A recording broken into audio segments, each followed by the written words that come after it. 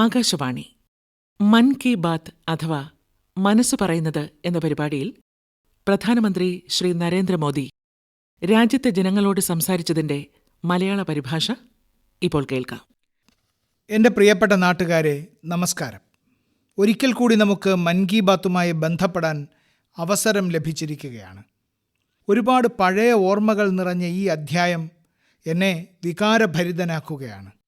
കാരണം മൻ കി ബാത്തിൻ്റെ ഈ യാത്രയ്ക്ക് 10 വർഷം തികയുകയാണ്. 10 വർഷം മുമ്പ് ഒക്ടോബർ 3 വിജയദശമി ദിനത്തിലാണ് മൻ കി ബാത്തിൻ്റെ യാത്ര ആരംഭിച്ചത്. ഈ വർഷം ഒക്ടോബർ 3 മൻ കി ബാത്ത് 10 വർഷം തികയ്ക്കുമ്പോൾ അത് നവരാത്രിയുടെ പ്രഥമ ദിനമായത് പവിത്രമായ യാദൃച്ഛികതയാണ്. മൻ കി ബാത്തിൻ്റെ ഈ നീണ്ട യാത്രയിൽ എനിക്ക് ഒരിക്കലും മറക്കാൻ കഴിയാത്ത ഒരുപാട് നാഴികക്കല്ലുകളുണ്ട്. മൻ കി ബാത്തിൻ്റെ കോടിക്കണക്കിന് ശ്രോതാക്കൾ എനിക്ക് നിരന്തരം പിന്തുണ പ്രദാനം ചെയ്തിട്ടുള്ള കൂട്ടാളികളാണ്. അവർ എനിക്ക് രാജ്യത്തിൻ്റെ എല്ലാ കോണുകളിലും നിന്നുള്ള വിവരങ്ങൾ നൽകി. മൻ കി ബാത്ത് ശ്രോതാക്കളാണ് ഈ പരിപാടിയുടെ യഥാർത്ഥ ശില്പികൾ. മനം മയക്കുന്നതും നിഷേധാത്മകവുമായ സംസാരമില്ലെങ്കിൽ ശ്രദ്ധിക്കപ്പെടില്ല എന്നാണ് പൊതുവായ ധാരണ. പക്ഷേ നല്ല വിവരങ്ങൾക്കായി രാജ്യത്തെ ജനങ്ങൾ എത്രത്തോളം ഉത്സുകരാണെന്ന് മൻ കി ബാത്ത് തെളിയിച്ചു. പോസിറ്റീവായ കാര്യങ്ങൾ, പ്രചോദനം നൽകുന്ന ഉദാഹരണങ്ങൾ, ഉത്സാഹവർദ്ധകങ്ങളായ കഥകൾ എന്നിവ ആളുകൾ ഇഷ്ടപ്പെടുന്നു. മഴത്തുള്ളികൾ മാത്രം കുടിക്കുമെന്ന് പറയപ്പെടുന്ന ചകോരം എന്ന പക്ഷിയെപ്പോലെ രാജ്യത്തിൻ്റെ നേട്ടങ്ങളും ജനങ്ങളുടെ കൂട്ടായ നേട്ടങ്ങളും എത്ര അഭിമാനത്തോടെയാണ് ജനങ്ങൾ കേൾക്കുന്നതെന്ന് നമ്മൾ കണ്ടതാണ്. മൻ കി ബാത്തിൻ്റെ 10 വർഷത്തെ യാത്രയിലെ ഓരോ അധ്യായത്തിനൊപ്പവും പുതിയ കഥകളും പുതിയ യശസ്വികളായ വ്യക്തിത്വങ്ങളും ചേർന്ന് ഒരു പരമ്പര സൃഷ്ടിച്ചു. നമ്മുടെ സമൂഹത്തിൽ കൂട്ടായ്മയിലൂടെ ചെയ്യപ്പെടുന്ന ഏതൊരു ജോലിയും മൻ കി ബാത്തിലൂടെ ആദരിക്കപ്പെടുന്നു. മൻ കി ബാത്തിന് ലഭിച്ച കത്തുകൾ വായിക്കുമ്പോൾ എൻ്റെ മനസ്സ് അഭിമാനത്താൽ നിറയുന്നു. നമ്മുടെ രാജ്യത്തെ പ്രതിഭാധനരായ ധാരാളം ആളുകൾ രാജ്യത്തെയും സമൂഹത്തെയും സേവിക്കുന്നതിൽ ഉത്സുകരാണ്. അവർ സമൂഹത്തെ സേവിക്കുന്നതിനായി സ്വജീവിതം ഒഴിഞ്ഞുവച്ചിരിക്കുന്നു. അവരെക്കുറിച്ച് അറിയുന്നത് എന്നിൽ ഊർജം നിറയ്ക്കുന്നു. മൻ കി ബാത്തിൻ്റെ ഈ മുഴുവൻ പ്രക്രിയയും എനിക്ക് ക്ഷേത്രത്തിൽ പോയി ദൈവത്തെ ദർശിക്കുന്നത് പോലെയാണ്. മൻ കി ബാത്തിലെ ഓരോ കാര്യവും, ഓരോ സംഭവവും, ഓരോ കത്തും ഓർക്കുമ്പോൾ ഈശ്വരതുല്യമായ ജനതയെ കാണുന്നത് പോലെ എനിക്ക് തോന്നുന്നു. സുഹൃത്തുക്കളെ, ഇന്ന് ദൂരദർശൻ, പ്രസാർ ഭാരതി, ആകാശവാണി എന്നിവയുമായി ബന്ധപ്പെട്ട എല്ലാവരെയും അഭിനന്ദിക്കാൻ ഞാൻ ആഗ്രഹിക്കുന്നു. അവരുടെ അശ്രാന്ത പരിശ്രമം മൂലം മൻ കി ബാത്ത് ഈ സുപ്രധാന ഘട്ടത്തിലെത്തിയിരിക്കുകയാണ്. ഇത് തുടർച്ചയായി സംപ്രേഷണം ചെയ്ത പ്രാദേശിക TV ചാനലുകൾ ഉൾപ്പെടെ വിവിധ TV ചാനലുകളോട് ഞാൻ കടപ്പെട്ടിരിക്കുന്നു. മൻ കി ബാത്തിലൂടെ നമ്മൾ ഉന്നയിച്ച വിവിധ വിഷയങ്ങളെ ആസ്പദമാക്കി പല മാധ്യമ സ്ഥാപനങ്ങളും ക്യാമ്പയിനുകൾ സംഘടിപ്പിച്ചു. വീട് വീടാന്തരം ഇതെത്തിച്ച അച്ചടി മാധ്യമങ്ങളോടും ഞാൻ നന്ദി പറയുന്നു. മൻ കി ബാത്ത് ആസ്പദമാക്കി നിരവധി പരിപാടികൾ പ്രക്ഷേപണം ചെയ്ത യൂട്യൂബർമാർക്ക് നന്ദി അറിയിക്കാനും ഞാൻ ആഗ്രഹിക്കുന്നു. ഈ പരിപാടി രാജ്യത്തെ 22 ഭാഷകളിലും അതോടൊപ്പം 12 വിദേശ ഭാഷകളിലും കേൾക്കാൻ കഴിയുന്നതാണ്. ആളുകൾ അവരുടെ പ്രാദേശിക ഭാഷയിൽ ഈ പരിപാടി കേൾക്കുന്നത് എനിക്കിഷ്ടമാണ്. മൻ കി ബാത്തിനെ ആസ്പദമാക്കി ഒരു ക്വിസ് മത്സരം നടക്കുന്നുണ്ടെന്ന് നിങ്ങളിൽ പലർക്കും അറിയാമായിരിക്കും. അതിൽ ആർക്കും പങ്കെടുക്കാം. mygov.in സന്ദർശിക്കുന്നതിലൂടെ നിങ്ങൾക്ക് ഈ മത്സരത്തിൽ പങ്കെടുക്കാനും സമ്മാനങ്ങൾ നേടാനും കഴിയും. ഇന്ന് ഈ സുപ്രധാന ഘട്ടത്തിൽ ഞാൻ ഒരിക്കൽ കൂടി നിങ്ങൾ ഓരോരുത്തരുടെയും അനുഗ്രഹം തേടുന്നു. സംശുദ്ധമായ മനസ്സോടെയും പൂർണ്ണമായ അർപ്പണ മനോഭാവത്തോടെയും ഞാൻ തുടർന്നും ഇതുപോലെ ഭാരതീയ ജനതയുടെ മഹത്വം വാഴ്ത്തട്ടെ. രാജ്യത്തിൻ്റെ പൊതുവായ ശക്തിയെ നമ്മൾ ഓരോരുത്തരും ഇതുപോലെ ആഘോഷിക്കുന്നത് തുടരണം. ഇത് ദൈവത്തോടുള്ള എൻ്റെ പ്രാർത്ഥനയും പൊതുജനങ്ങളോടുള്ള അഭ്യർത്ഥനയുമാണ്. എൻ്റെ പ്രിയപ്പെട്ട നാട്ടുകാരെ, കഴിഞ്ഞ കുറച്ചാഴ്ചകളായി രാജ്യത്തിൻ്റെ വിവിധ ഭാഗങ്ങളിൽ ശക്തമായ മഴ ലഭിച്ചുകൊണ്ടിരിക്കുകയാണ്. ജലസംരക്ഷണം എത്ര പ്രധാനമാണെന്ന് ഈ മഴക്കാലം നമ്മെ ഓർമ്മിപ്പിക്കുന്നു. മഴക്കാലത്ത് സംഭരിക്കുന്ന ജലം ജലപ്രതിസന്ധിയുള്ള മാസങ്ങളിൽ വളരെയധികം സഹായകമാകുന്നു. ഇതാണ് ക്യാച്ച് ദ റെയിൻ പോലെയുള്ള ക്യാമ്പയിനുകളുടെ ഉദ്ദേശ്യം. ജലസംരക്ഷണവുമായി ബന്ധപ്പെട്ട് പലരും പുതിയ സംരംഭങ്ങൾ സ്വീകരിക്കുന്നതിൽ എനിക്ക് സന്തോഷമുണ്ട്. ഉത്തർപ്രദേശിലെ ഝാൻസിയിൽ ഇത്തരമൊരു ശ്രമം നടന്നു. ഝാൻസി ബുന്ദേൽഖണ്ഡിലാണെന്ന് നിങ്ങൾക്കറിയാമല്ലോ. ജലദൗർലഭ്യവുമായി ബന്ധപ്പെട്ട് ഝാൻസിയെക്കുറിച്ച് കേട്ട് കാണും. അവിടെ കുറച്ച് സ്ത്രീകൾ ചേർന്ന് ഖുരാരി നദിക്ക് പുതുജീവൻ നൽകി. ഈ സ്ത്രീകൾ സ്വയം സഹായ സംഘത്തിലെ അംഗങ്ങളാണ്.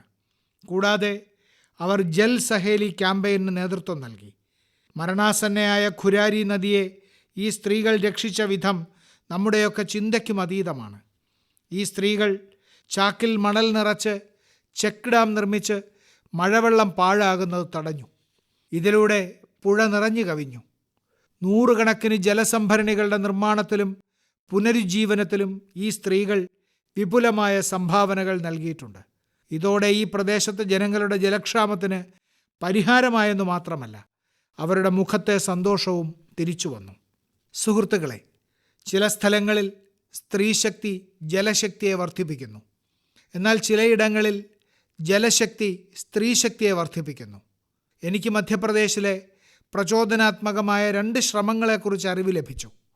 ഇവിടെ ഡിൻഡോരിയിലെ റായ്പുര ഗ്രാമത്തിൽ ഒരു വലിയ കുളം നിർമ്മിച്ചതിനാൽ ഭൂഗർഭ ജലനിരപ്പ് ഗണ്യമായി വർദ്ധിച്ചു. ഈ ഗ്രാമത്തിലെ സ്ത്രീകൾക്ക് ഇതിൻ്റെ പ്രയോജനം ലഭിച്ചു.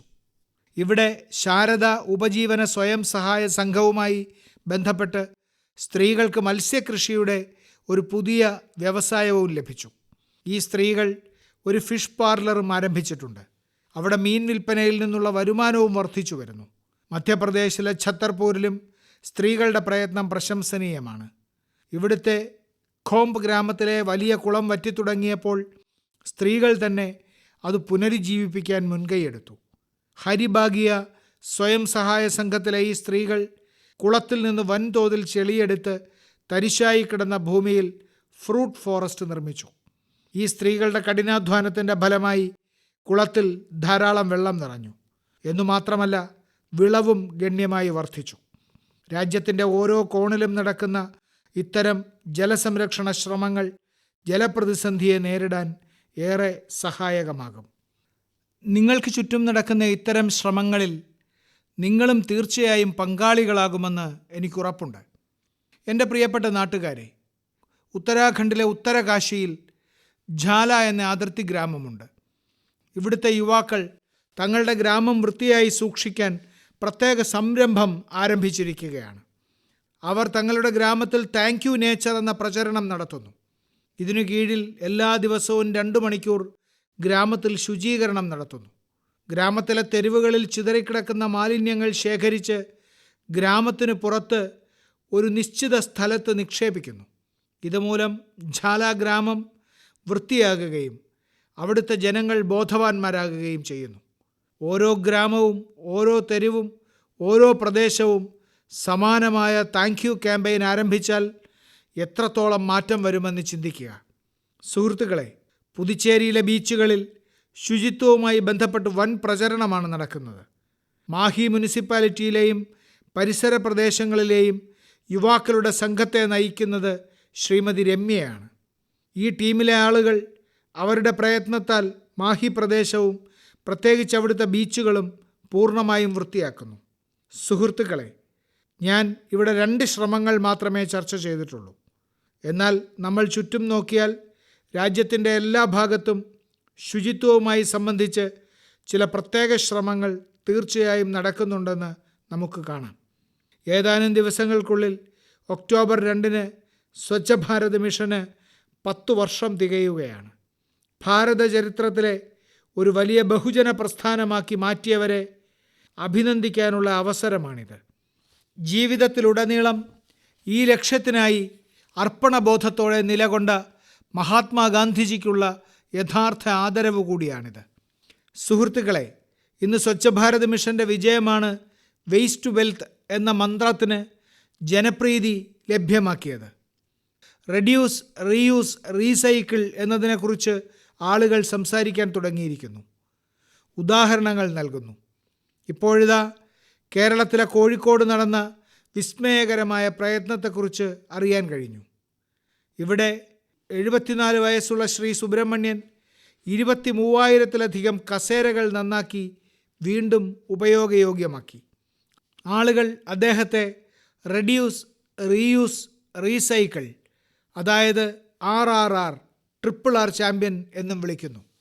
Kozhikode civil station, PWD, LIC ഓഫീസുകളിൽ അദ്ദേഹത്തിൻ്റെ അതുല്യമായ പരിശ്രമങ്ങൾ കാണാം. സുഹൃത്തുക്കളെ, ശുചിത്വവുമായി ബന്ധപ്പെട്ട് നടക്കുന്ന ക്യാമ്പയിനിൽ പരമാവധി ആളുകളെ ഉൾപ്പെടുത്തണം. ഈ ക്യാമ്പയിൻ ഒരു ദിവസമോ ഒരു വർഷമോ അല്ല, കാലങ്ങളായി തുടരുന്ന പ്രവർത്തനമാണ്. ശുചിത്വം നമ്മുടെ സ്വഭാവമാകുന്നത് വരെ ഇത് ചെയ്യേണ്ടതാണ്. നിങ്ങളുടെ കുടുംബാംഗങ്ങൾ, സുഹൃത്തുക്കൾ, അയൽക്കാർ അല്ലെങ്കിൽ സഹപ്രവർത്തകർ എന്നിവരോടൊപ്പം ശുചിത്വ ക്യാമ്പയിനിൽ പങ്കെടുക്കാൻ ഞാൻ നിങ്ങളോട് അഭ്യർത്ഥിക്കുന്നു. സ്വച്ഛ ഭാരത് മിഷൻ്റെ വിജയത്തിൽ ഒരിക്കൽ കൂടി ഞാൻ നിങ്ങളെ എല്ലാവരെയും അഭിനന്ദിക്കുന്നു. എൻ്റെ പ്രിയപ്പെട്ട നാട്ടുകാരെ, നമുക്കെല്ലാവർക്കും നമ്മുടെ പൈതൃകത്തിൽ അഭിമാനമുണ്ട്. ഞാൻ എപ്പോഴും പറയാറുണ്ട്, വികസനവും പൈതൃകമാണ്. അതുകൊണ്ടാണ് ഈയിടെ അമേരിക്കയിലേക്കുള്ള എൻ്റെ യാത്രയുടെ ഒരു പ്രത്യേക ഘട്ടത്തെക്കുറിച്ച് എനിക്ക് ധാരാളം സന്ദേശങ്ങൾ ലഭിക്കുന്നത്. നമ്മുടെ പുരാവസ്തുക്കളുടെ തിരിച്ചുവരവിനെക്കുറിച്ച് വീണ്ടും ചർച്ചകൾ നടക്കുന്നു. ഇതുമായി ബന്ധപ്പെട്ട നിങ്ങളുടെ എല്ലാ വികാരങ്ങളും എനിക്ക് മനസ്സിലാക്കാൻ കഴിയും. കൂടാതെ മൻ കി ബാത്ത് ശ്രോതാക്കളോട് ഇതിനെക്കുറിച്ച് പറയാൻ ആഗ്രഹിക്കുന്നു. സുഹൃത്തുക്കളെ, എൻ്റെ അമേരിക്കൻ സന്ദർശന വേളയിൽ അമേരിക്കൻ സർക്കാർ 300ഓളം പുരാവസ്തുക്കൾ ഭാരതത്തിന് തിരികെ നൽകിയിട്ടുണ്ട്. അമേരിക്കൻ പ്രസിഡന്റ് ബൈഡൻ നിറഞ്ഞ വാത്സല്യത്തോടെ ഡെലവെയറിലെ തൻ്റെ സ്വകാര്യ വസതിയിൽ വെച്ച് ഈ പുരാവസ്തുക്കളിൽ ചിലത് എന്നെ കാണിച്ചു. ടെറാക്കോട്ട, കല്ല്, ആനക്കൊമ്പ്, മരം, ചെമ്പ്, വെങ്കലം തുടങ്ങിയവയാൽ നിർമ്മിച്ച പുരാവസ്തുക്കളാണ് തിരികെ ലഭിച്ചത്. ഇവയിൽ പലതും 4000 വർഷം പഴക്കമുള്ളവയാണ്. 4000 വർഷം മുതൽ 19-ാം നൂറ്റാണ്ട് വരെയുള്ള പുരാവസ്തുക്കൾ അമേരിക്ക തിരികെ നൽകിയിട്ടുണ്ട്. പാത്രങ്ങൾ, ദേവതകളുടെ ടെറാക്കോട്ട ഫലകങ്ങൾ, ജൈന തീർത്ഥങ്കരന്മാരുടെ പ്രതിമകൾ, കൂടാതെ ബുദ്ധൻ്റെയും ശ്രീകൃഷ്ണൻ്റെയും പ്രതിമകൾ എന്നിവ ഇതിൽ ഉൾപ്പെടുന്നു. തിരിച്ചയച്ച സാധനങ്ങളുടെ കൂട്ടത്തിൽ നിരവധി മൃഗങ്ങളുടെ രൂപങ്ങളുണ്ട്. സ്ത്രീകളുടെയും പുരുഷന്മാരുടെയും രൂപങ്ങളുള്ള ജമ്മു കാശ്മീരിലെ ടെറാക്കോട്ട ടൈലുകൾ വളരെ മനോഹരമാണ്. ഇവയിൽ ദക്ഷിണേന്ത്യയിൽ നിന്നുള്ള വെങ്കലത്തിൽ നിർമ്മിച്ച ശ്രീ ഗണപതിയുടെ പ്രതിമകളുമുണ്ട്. തിരികെ ലഭിച്ച സാധനങ്ങളിൽ മഹാവിഷ്ണുവിൻ്റെ ചിത്രങ്ങളുമുണ്ട്. ഇവ പ്രധാനമായും ഉത്തരേന്ത്യയുമായും ദക്ഷിണേന്ത്യയുമായും ബന്ധപ്പെട്ടിരിക്കുന്നു. ഈ പുരാവസ്തുക്കൾ കാണുമ്പോൾ നമ്മുടെ പൂർവികർ വിശദാംശങ്ങളിൽ എത്രമാത്രം ശ്രദ്ധ ചെലുത്തിയിരുന്നുവെന്ന് വ്യക്തമാകും. കലയെക്കുറിച്ച് അവർക്ക് അതിശയകരമായ ധാരണയുണ്ടായിരുന്നു. ഈ പുരാവസ്തുക്കളിൽ പലതും കള്ളക്കടത്തിലൂടെയും മറ്റ് നിയമവിരുദ്ധ മാർഗങ്ങളിലൂടെയും രാജ്യത്തിന് പുറത്തേക്ക് കൊണ്ടുപോയി. ഇത് ഗുരുതരമായ കുറ്റകൃത്യമാണ്. ഒരു തരത്തിൽ ഇത് ഒരാളുടെ പൈതൃകത്തെ നശിപ്പിക്കുന്നു. എന്നാൽ കഴിഞ്ഞ ഒരു ദശാബ്ദത്തിനിടയിൽ ഇത്തരം നിരവധി പുരാവസ്തുക്കളും തിരികെ എത്തിയതിൽ എനിക്ക് സന്തോഷമുണ്ട്. പുരാതന പൈതൃകവുമായി ബന്ധപ്പെട്ട് ഭാരതം നിരവധി രാജ്യങ്ങളുമൊത്ത് പ്രവർത്തിക്കുന്നു. നാം നമ്മുടെ പൈതൃകത്തിൽ അഭിമാനിക്കുമ്പോൾ ലോകവും അതിനെ ബഹുമാനിക്കുന്നുവെന്നും അതിൻ്റെ ഫലമാണെന്ന് ലോകത്തിലെ പല രാജ്യങ്ങളും നമ്മുടെ പക്കൽ നിന്ന് പോയ പുരാവസ്തുക്കൾ തിരികെ നൽകുന്നത് എന്നും ഞാൻ വിശ്വസിക്കുന്നു. എൻ്റെ പ്രിയ സുഹൃത്തുക്കളെ, ഒരു കുട്ടി എളുപ്പത്തിലും വേഗത്തിലും ഏതു ഭാഷയാണ് പഠിക്കുന്നതെന്ന് ചോദിച്ചാൽ നിങ്ങളുടെ ഉത്തരം മാതൃഭാഷ എന്നായിരിക്കും. നമ്മുടെ രാജ്യത്ത് ഏകദേശം 20,000-ഓളം ഭാഷകളും ഭാഷാഭേദങ്ങളുമുണ്ട്. അവയൊക്കെ ആരുടെയെങ്കിലുമൊക്കെ മാതൃഭാഷ തന്നെയാണ്. ഉപയോക്താക്കളുടെ എണ്ണം വളരെ കുറവുള്ള ചില ഭാഷകളുണ്ട്. എന്നാൽ ആ ഭാഷകൾ സംരക്ഷിക്കാൻ ഇന്ന് അതുല്യമായ ശ്രമങ്ങൾ നടക്കുന്നുണ്ടെന്നറിയുമ്പോൾ നിങ്ങൾക്ക് സന്തോഷമുണ്ടാകും. അത്തരത്തിലുള്ള ഒരു ഭാഷയാണ് നമ്മുടെ സന്താലി ഭാഷ. ഡിജിറ്റൽ നവീകരണത്തിൻ്റെ സഹായത്തോടെ സന്താലിക്ക് പുതിയൊരു ഐഡൻറ്റിറ്റി നൽകാനുള്ള ക്യാമ്പയിൻ ആരംഭിച്ചിട്ടുണ്ട്. നമ്മുടെ രാജ്യത്തെ പല സംസ്ഥാനങ്ങളിലും താമസിക്കുന്ന സന്താൾ ഗോത്രവർഗ്ഗക്കാരാണ് സന്താളി സംസാരിക്കുന്നത്. ഭാരതത്തെ കൂടാതെ ബംഗ്ലാദേശ്, നേപ്പാൾ, ഭൂട്ടാൻ എന്നിവിടങ്ങളിലും സന്താളി സംസാരിക്കുന്ന ഗോത്ര സമൂഹങ്ങളുണ്ട്. ഒഡീഷയിലെ മയൂർഭഞ്ചിൽ താമസിക്കുന്ന ശ്രീ റാംജിത്ത് ടുഡു സന്താലി ഭാഷയുടെ ഓൺലൈൻ ഐഡൻറ്റിറ്റി സൃഷ്ടിക്കുന്നതിനുള്ള പ്രചാരണം നടത്തുന്നു. സന്താലി ഭാഷയുമായി ബന്ധപ്പെട്ട സാഹിത്യം സന്താലി ഭാഷയിൽ വായിക്കാനും എഴുതാനും സഹായിക്കുന്ന ഒരു ഡിജിറ്റൽ പ്ലാറ്റ്ഫോം രാംജിത്ത് സൃഷ്ടിച്ചു. വാസ്തവത്തിൽ കുറച്ചു വർഷങ്ങൾക്ക് മുമ്പ് ശ്രീ രാംജിത്ത് മൊബൈൽ ഫോൺ ഉപയോഗിക്കാൻ തുടങ്ങിയപ്പോൾ മാതൃഭാഷയിൽ സന്ദേശങ്ങൾ അയക്കാൻ കഴിയാത്തതിൽ അദ്ദേഹം സങ്കടപ്പെട്ടു. ഇതിനുശേഷം സന്താലി ഭാഷയുടെ ഓൾ ചിക്കി എന്ന ലിപി ടൈപ്പ് ചെയ്യാനുള്ള സാധ്യതകൾ അദ്ദേഹം അന്വേഷിക്കാൻ തുടങ്ങി. സഹപ്രവർത്തകരിൽ ചിലരുടെ സഹായത്തോടെ ഓൾ ചിക്കിൽ ടൈപ്പ് ചെയ്യാനുള്ള വിദ്യ വികസിപ്പിച്ചെടുത്തു. ഇന്ന് അദ്ദേഹത്തിൻ്റെ പ്രയത്നത്താൽ സന്താളി ഭാഷയിൽ എഴുതുന്ന ലേഖനങ്ങൾ ലക്ഷക്കണക്കിന് ആളുകളിലേക്ക് എത്തുന്നു. സുഹൃത്തുക്കളെ, കൂട്ടായ പങ്കാളിത്തവും നമ്മുടെ നിശ്ചയദാർഢ്യവും കൂടി ചേർന്നാൽ സമൂഹത്തിനാകെ അത്ഭുതകരമായ ഫലങ്ങൾ ഉണ്ടാകുന്നു. ഇതിൻ്റെ ഏറ്റവും ഒടുവിലത്തെ ഉദാഹരണമാണ് ഏക് പേഡ് മാ കെ നാം. ഈ ക്യാമ്പയിൻ അതിശയകരമായ ഒരു ക്യാമ്പയിനായിരുന്നു. പൊതുജന പങ്കാളിത്തത്തിൻ്റെ അത്തരമൊരു ഉദാഹരണം ശരിക്കും വളരെ പ്രചോദനകരമാണ്. പരിസ്ഥിതി സംരക്ഷണത്തിനായി ആരംഭിച്ച ഈ ക്യാമ്പയിനിൽ രാജ്യത്തിൻ്റെ എല്ലാ കോണുകളിൽ നിന്നും ആളുകൾ അത്ഭുതങ്ങൾ സൃഷ്ടിച്ചു. ഉത്തർപ്രദേശ്, ഗുജറാത്ത്, മധ്യപ്രദേശ്, രാജസ്ഥാൻ, തെലങ്കാന എന്നീ സംസ്ഥാനങ്ങൾ ഉദ്ദേശിച്ചതിനേക്കാൾ കൂടുതൽ മരങ്ങൾ നട്ടുപിടിപ്പിച്ച് പുതിയ റെക്കോർഡ് സൃഷ്ടിച്ചു. ഈ പ്രചാരണത്തിന് കീഴിൽ ഉത്തർപ്രദേശിൽ 26 കോടിയിലധികം വൃക്ഷത്തൈകൾ നട്ടുപിടിപ്പിച്ചു. ഗുജറാത്തിലെ ജനങ്ങൾ 15 കോടിയിലധികം തൈകൾ നട്ടു. ആഗസ്റ്റ് മാസത്തിൽ മാത്രം 6 കോടിയിലധികം വൃക്ഷത്തൈകളാണ് രാജസ്ഥാനിൽ നട്ടത്. രാജ്യത്തെ ആയിരക്കണക്കിന് സ്കൂളുകളും ഈ പ്രചാരണത്തിൽ സജീവമായി പങ്കെടുക്കുന്നുണ്ട്. സുഹൃത്തുക്കളെ, വൃക്ഷത്തൈ നടീലുമായി ബന്ധപ്പെട്ട നിരവധി ഉദാഹരണങ്ങൾ നമ്മുടെ നാട്ടിൽ വെളിച്ചം കണ്ടുകൊണ്ടിരിക്കുന്നു. അത്തരത്തിലുള്ള ഒരു ഉദാഹരണമാണ് തെലങ്കാനയിലെ ശ്രീ KN രാജശേഖരൻ്റേത്. മരങ്ങൾ നട്ടുപിടിപ്പിക്കാനുള്ള അദ്ദേഹത്തിൻ്റെ പ്രതിബദ്ധത നമ്മെയെല്ലാം അത്ഭുതപ്പെടുത്തുന്നു. ഏകദേശം 4 വർഷം മുമ്പ് അദ്ദേഹം വൃക്ഷത്തൈകൾ നട്ടുപിടിപ്പിക്കാൻ ഒരു ക്യാമ്പയിൻ ആരംഭിച്ചു. എല്ലാ ദിവസവും ഒരു മരം നടുമെന്ന് അദ്ദേഹം തീരുമാനിച്ചു. കർശനമായ ഉപവാസം പോലെ അദ്ദേഹം ഈ പ്രചാരണം തുടർന്നു. 1500-ലധികം വൃക്ഷത്തൈകൾ അദ്ദേഹം നട്ടുപിടിപ്പിച്ചിട്ടുണ്ട്. ഈ വർഷം ഒരപകടത്തിനിരയായിട്ടും തൻ്റെ ദൃഢനിശ്ചയത്തിൽ നിന്ന് അദ്ദേഹം വ്യതിചലിച്ചില്ല. അതാണ് ഏറ്റവും വലിയ കാര്യം. ഇത്തരം എല്ലാ ശ്രമങ്ങളെയും ഞാൻ പൂർണ്ണ ഹൃദയത്തോടെ അഭിനന്ദിക്കുന്നു. ഏക് പേഡ് മാ കെ നാം എന്ന ഈ വിശുദ്ധ ക്യാമ്പയിനിൽ ചേരാനും ഞാൻ നിങ്ങളോട് അഭ്യർത്ഥിക്കുന്നു. എൻ്റെ പ്രിയ സുഹൃത്തുക്കളെ, ദുരന്തങ്ങളിൽ ധൈര്യം നഷ്ടപ്പെടാതെ അതിൽ നിന്ന് പാഠങ്ങൾ പഠിക്കുന്ന ചില ആളുകൾ നമുക്ക് ചുറ്റുമുണ്ടെന്ന് നിങ്ങൾ ശ്രദ്ധിച്ചിട്ടുണ്ടാകും. അങ്ങനെയുള്ള ഒരാളാണ് ശ്രീമതി സുഭാശ്രീ. തൻ്റെ പരിശ്രമത്താൽ അപൂർവവും വളരെ ഉപയോഗപ്രദവുമായ ഔഷധ സസ്യങ്ങളുടെ അത്ഭുതകരമായ ഒരു പൂന്തോട്ടം അവർ സൃഷ്ടിച്ചു. തമിഴ്നാട്ടിൽ മധുര സ്വദേശിനിയാണ്. തൊഴിൽപരമായി അധ്യാപികയാണെങ്കിലും ഔഷധ സസ്യങ്ങളോട് അവർക്ക് അഗാധമായ താല്പര്യമുണ്ട്. 80കളിൽ തൻ്റെ അച്ഛന് വിഷപ്പാമ്പിൻ്റെ കടിയേറ്റതോടെയാണ് ഈ താല്പര്യമുണ്ടായത്. പിന്നെ പരമ്പരാഗത ഔഷധ സസ്യങ്ങൾ അച്ഛൻ്റെ ആരോഗ്യം മെച്ചപ്പെടുത്താൻ വളരെ സഹായിച്ചു. ഈ സംഭവത്തിന് ശേഷം അവർ പരമ്പരാഗത മരുന്നുകളും ഔഷധങ്ങളും തിരയാൻ തുടങ്ങി. മധുരയിലെ വെരിച്ചിയൂർ ഗ്രാമത്തിൽ 500-ലധികം അപൂർവ ഔഷധ സസ്യങ്ങളുള്ള ഒരതുല്യമായ തോട്ടമാണ് ഇന്ന് അവരുടേത്. ഈ പൂന്തോട്ടമൊരുക്കാൻ അവർ കഠിനാധ്വാനം ചെയ്തിട്ടുണ്ട്. ഓരോ ചെടിയും കണ്ടെത്തുന്നതിനായി ശ്രീമതി സുഭാശ്രീ വളരെ ദൂരം സഞ്ചരിച്ച് വിവരങ്ങൾ ശേഖരിക്കുകയും മറ്റുള്ളവരുടെ സഹായം തേടുകയും ചെയ്തു. കോവിഡ് കാലത്ത് അവർ ജനങ്ങൾക്ക് പ്രതിരോധശേഷി വർദ്ധിപ്പിക്കുന്ന ഔഷധച്ചെടികൾ വിതരണം ചെയ്തു. ഇന്ന് അവരുടെ ഔഷധത്തോട്ടം കാണാൻ ദൂരദിക്കുകളിൽ നിന്നും ആളുകൾ വരുന്നു. ഔഷധച്ചെടികളെക്കുറിച്ചും അവയുടെ ഉപയോഗങ്ങളെക്കുറിച്ചും അവർ എല്ലാവരോടും പറയുന്നു. 100 കണക്കിന് വർഷങ്ങളായി നമ്മുടെ സംസ്കാരത്തിൻ്റെ ഭാഗമായിരുന്ന നമ്മുടെ പരമ്പരാഗത പൈതൃകത്തെ സുഭാശ്രീ മുന്നോട്ട് കൊണ്ടുപോവുകയാണ്. അവരുടെ ഹെർബൽ ഗാർഡൻ നമ്മുടെ ഭൂതകാലത്തെ ഭാവിയുമായി ബന്ധിപ്പിക്കുന്നു. അവർക്ക് നമ്മുടെ ആശംസകൾ നേരാം. സുഹൃത്തുക്കളെ, ഈ മാറുന്ന കാലത്ത് തൊഴിലുകളുടെ സ്വഭാവം മാറുകയും പുതിയ മേഖലകൾ ഉയർന്നു വരികയും ചെയ്യുന്നു.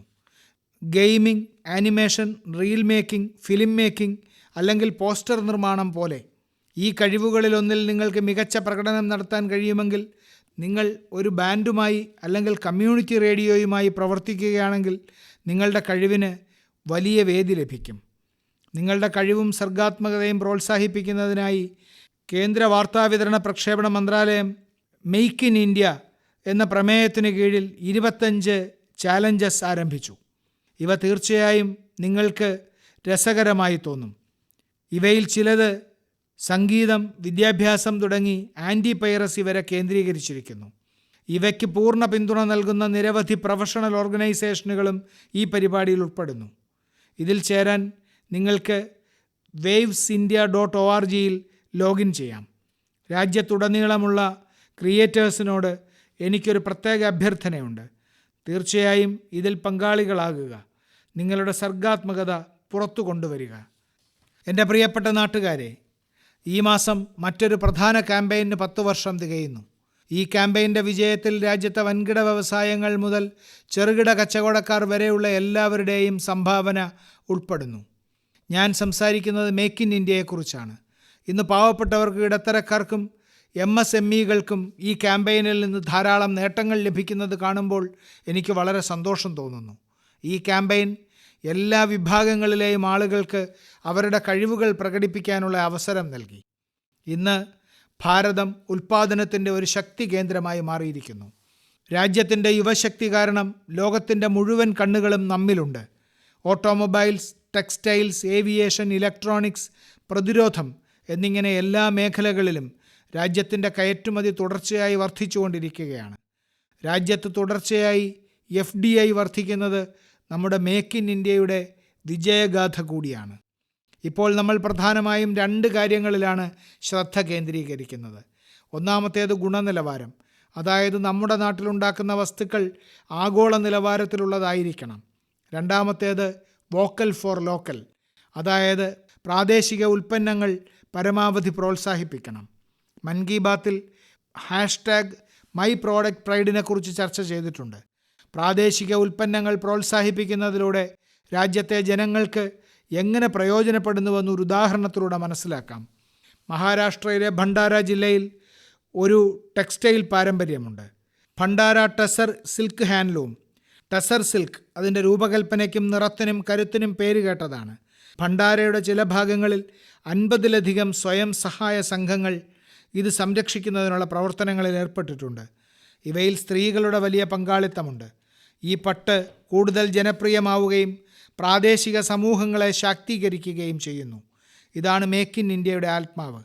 സുഹൃത്തുക്കളെ, ഈ ആഘോഷവേളയിൽ നിങ്ങളുടെ പഴയ തീരുമാനം തീർച്ചയായും ഓർമ്മിക്കണം. നിങ്ങൾ എന്തു വാങ്ങിയാലും അത് മെയ്ഡ് ഇൻ ഇന്ത്യ ആയിരിക്കണം. നിങ്ങൾ എന്ത് സമ്മാനം നൽകിയാലും അത് മെയ്ഡ് ഇൻ ഇന്ത്യ ആയിരിക്കണം. വെറും മൺവിളക്ക് വാങ്ങുന്നത് വോക്കൽ ഫോർ ലോക്കൽ അല്ല. നിങ്ങളുടെ പ്രദേശത്ത് നിർമ്മിച്ച പ്രാദേശിക ഉൽപ്പന്നങ്ങൾ നിങ്ങൾ പരമാവധി പ്രോത്സാഹിപ്പിക്കണം. ഒരു ഭാരതീയ കരകൗശല വിദഗ്ധൻ്റെ വിയർപ്പൊഴുക്കി നിർമ്മിക്കുന്ന, ഭാരതത്തിൻ്റെ മണ്ണിൽ നിർമ്മിച്ച അത്തരം ഏതൊരു ഉൽപ്പന്നവും നമ്മുടെ അഭിമാനമാണ്. ഈ അഭിമാനത്തിൻ്റെ ശോഭ വർദ്ധിപ്പിക്കണം. സുഹൃത്തുക്കളെ, മൻ കി ബാത്തിൻ്റെ ഈ അധ്യായത്തിൽ നിങ്ങളുമായുള്ള ഒത്തുചേരൽ ഞാൻ ആസ്വദിച്ചു. ഈ പരിപാടിയെക്കുറിച്ചുള്ള നിങ്ങളുടെ അഭിപ്രായങ്ങളും നിർദ്ദേശങ്ങളും ഞങ്ങൾക്ക് അയയ്ക്കുക. നിങ്ങളുടെ കത്തുകൾക്കും സന്ദേശങ്ങൾക്കുമായി ഞാൻ കാത്തിരിക്കുകയാണ്. ഏതാനും ദിവസങ്ങൾക്കുള്ളിൽ ഉത്സവകാലം വരവായി. അത് നവരാത്രി മുതൽ ആരംഭിക്കും. തുടർന്ന് അടുത്ത 2 മാസത്തേക്ക് ഈ ആരാധനയുടെയും വ്രതത്തിൻ്റെയും ഉത്സവങ്ങളുടെയും ആവേശത്തിൻ്റെയും സന്തോഷത്തിൻ്റെയും അന്തരീക്ഷം ചുറ്റും നിൽക്കും. വരാനിരിക്കുന്ന ഉത്സവങ്ങൾക്കായി ഞാൻ നിങ്ങൾക്ക് ആശംസകൾ നേരുന്നു. നിങ്ങളെല്ലാവരും നിങ്ങളുടെ കുടുംബത്തോടും പ്രിയപ്പെട്ടവരോടുമൊപ്പം ആഘോഷങ്ങൾ നന്നായി ആസ്വദിക്കൂ. നിങ്ങളുടെ സന്തോഷത്തിൽ മറ്റുള്ളവരെ ഉൾപ്പെടുത്തൂ. അടുത്ത മാസത്തെ മൻ കി ബാത്തിൽ കൂടുതൽ പുതിയ വിഷയങ്ങളുമായി ഒത്തുകൂടാം. നിങ്ങൾക്കെല്ലാവർക്കും വളരെ നന്ദി. മൻ കി ബാത്ത് അഥവാ മനസ്സ് പറയുന്നത് എന്ന പരിപാടിയിൽ പ്രധാനമന്ത്രി ശ്രീ നരേന്ദ്രമോദി രാജ്യത്തെ ജനങ്ങളോട് സംസാരിച്ചതിൻ്റെ മലയാള പരിഭാഷയാണ് ഇതുവരെ കേട്ടത്.